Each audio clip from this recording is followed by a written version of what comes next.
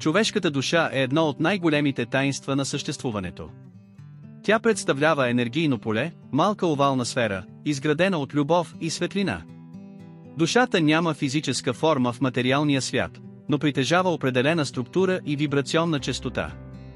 Съществуват различни теории относно местоположението на душата в човешкото тяло. Според някои древни мислители тя се намира в епифизата или третото око, докато други вярват, че се разполага в гърлената чакра или сърдечната област, както твърди Слава Севрюкова. Изследвания показват, че човешкото съзнание може да съществува извън мозъка. Въпреки че науката разглежда съзнанието като продукт на мозъка, има предположения, че той може да бъде просто инструмент, чрез който съзнанието се изразява в тази реалност. Душата е вечна и преминава през цикли на прераждане, за да се развие и усъвършенства. При своето създаване душите са чисти и бели, без натрупана карма.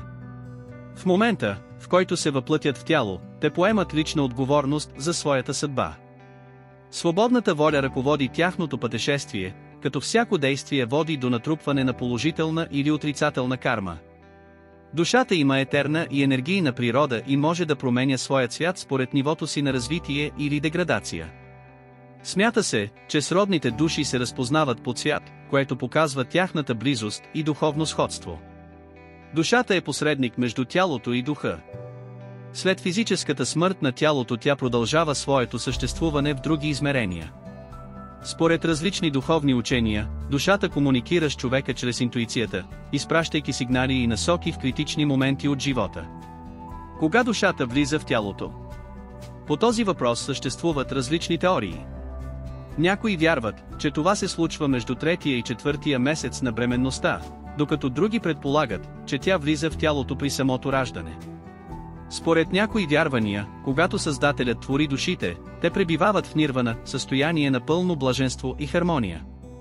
Това е етап, в който те са извън времето и пространството, преди да се въплътят в материалния свят.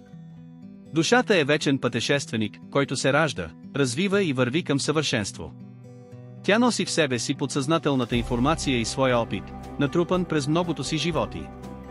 Макар темата за душата да остава загадка за науката, тя продължава да вълнува хората и да бъде обект на множество духовни и философски изследвания. Абонирайте се за канала с камбанка, за да не пропуснете следващото ни видео.